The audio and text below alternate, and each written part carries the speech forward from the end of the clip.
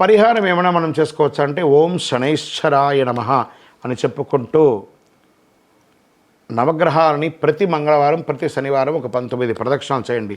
బెల్లం ముక్క నైవేద్యం పెట్టండి. హనుమాన్ చాలీసా పారాయణం చేయండి. వీలుంటే ఎలాగో శరన్నవరాత్రి వస్తుంది కాబట్టి దేవి భాగవతాన్ని పారాయణం చేయండి. దైవభక్తిని ఎక్కువ పెంచండి. ఆధ్యాత్మిక యాత్రలో వెళ్ళండి. ఆధ్యాత్మిక పూజలు ఎక్కువ చేయండి. మీనరాశి మిత్రులారా, ఈ నెలంతా కూడా కాస్త మిశ్రమంగా ఉంటుంది కాబట్టి చాలా జాగ్రత్తగా ఉండవలసినటువంటి ఒక నెల.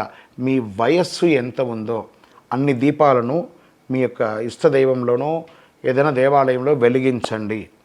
ఇంకనూ మీ దోషాలన్నీ తొలగడానికి అతి శక్తివంతమైనటువంటి కరుంగాళి మాలను 48 రోజులు పూజ చేసి చండీ సుదర్శన పూజ హోమాదులన్నీ చేసి మీకు అందించడానికి సిద్ధంగా ఉంది. కావలసిన వారి కింద నంబర్కి సంప్రదించండి. ఈ మాల ధరించడం వల్ల ఆరోగ్యంగా ఉంటారు, ఐశ్వర్యంగా ఉంటారు.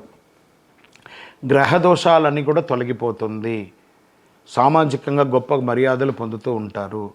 ఇంకను మీ వ్యక్తిగత జాతకం పొందాలి అనుకుంటే కింద నెంబర్కి మీ యొక్క పేరు, date of birth, time of birth, place of birth WhatsApp చేయండి.